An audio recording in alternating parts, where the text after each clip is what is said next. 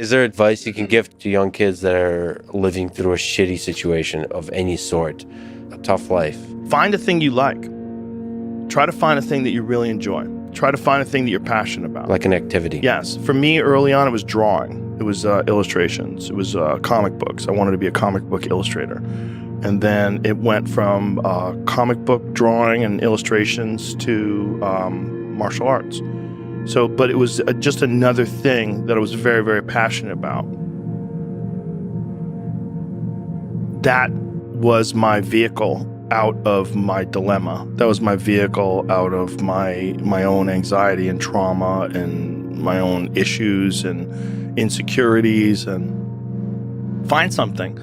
Find a thing that you genuinely enjoy, because getting good at things you genuinely enjoy is extremely beneficial for young people, because it lets you know that, like, everybody thinks they're a loser. Every young person thinks they're a loser, at least a young person in the situation I was at.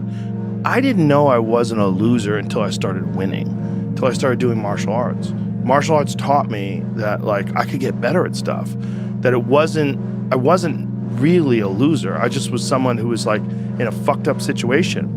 But you could channel all that energy that you have as a young person into something and get better at it. And then all of a sudden people admired me.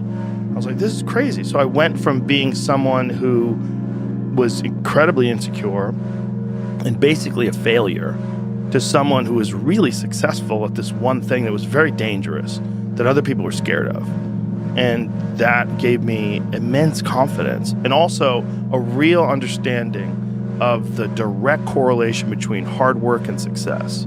And also an understanding that you can't listen to people. Because even my parents didn't want me to do martial arts. They didn't want me to fight. They didn't want me to do stand-up. There's, like, you have to understand who you are, and then in the face of other people's either criticism or, you know, lack of faith in your ability to succeed, you push through, and there's great benefit in that. And then you realize that you can kind of apply that to other things in life. You can apply that to critics, you can apply that to social media commentators, you can apply that to a lot of things. And I don't think people are happy if they don't have puzzles and complex tasks and things that are interesting to them, whether it's an art project or whether it's learning something completely new like stand-up comedy. Like, doing things that are difficult is it's as much of a nourishment of the mind as food is a nourishment of the body. I think you need things that are puzzling to you, where you have to find your own human potential in the difficulty of the task and work your way through things. At least for me, and in my life, that has been 100% constant.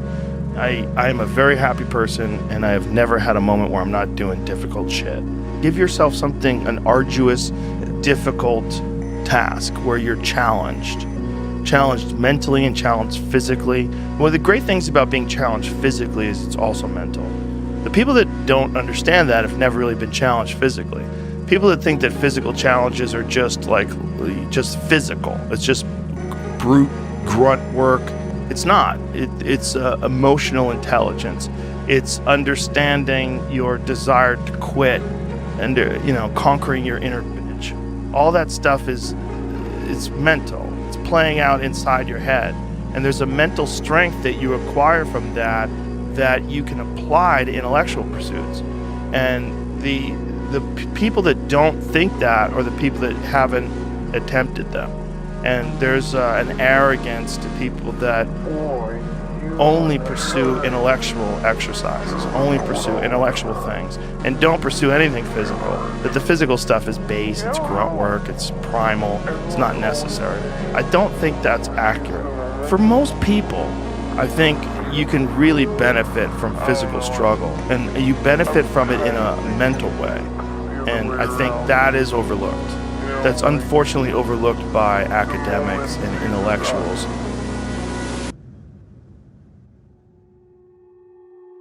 Find some difficult shit to do, because that gets away a lot of the anxiety that you carry around in your body. A lot of difficult things make regular life less difficult. And that sounds so simplistic, but particularly physically difficult things.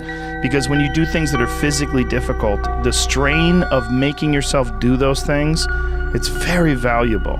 It's not just valuable like exercise and fitness and martial arts and running and whatever you're doing that's really difficult. It's not just valuable in terms of like health and the way you look, but it's also valuable for your mind, maybe even more so. Because regular life can be confusing, and little things that go wrong and little problems that arise are exacerbated by the fact that you're not accustomed to dealing with hardship.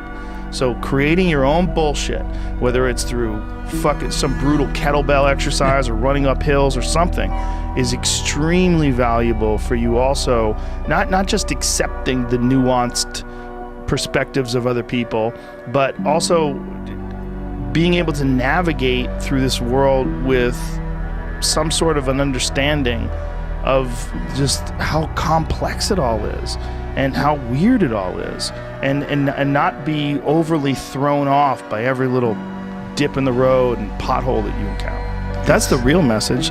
The real message is we all started from nowhere. I mean, we all had bullshit jobs. We all felt like losers. But through time and effort, you build a stronger human. You build a stronger body. You build a stronger mind. You build accomplishments and will and momentum. And then you look back and you go, hey man, I'm not washing tables anymore. You know, I'm not washing dishes. I'm not cutting lawns. I'm not digging ditches.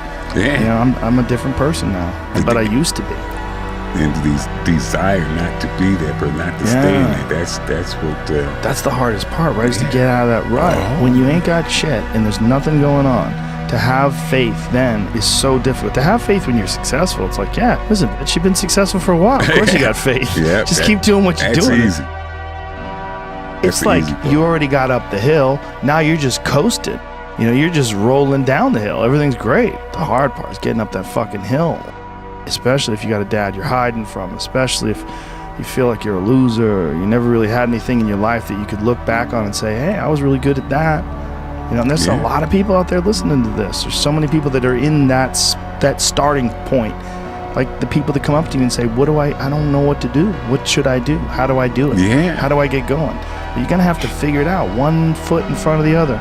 You're going to have to find a thing and keep working at it and get better at it. That's one of the things that I like so much about martial arts. They let anybody in. And then from learning how to do that, you get better, and then you realize, damn, I can get better at anything. The desire to get better. Yeah, that's for everybody. Just find a thing. Everything. And if you find a thing, like particularly martial arts, because you get belts and ranks, and then you can see how you're doing with opponents. But if you could just find a thing and work hard at that thing, you'll realize through that thing that you can get good at anything with time and effort. Pick a thing. Pick a thing. Whatever the thing calls to you. Whatever calls to you. The desire to change those circumstances, whatever they might be. As long as you have to have that desire, the will to change those circumstances. Yeah. That's your start right there. But if you have the will, the desire to change it, there's your starting point.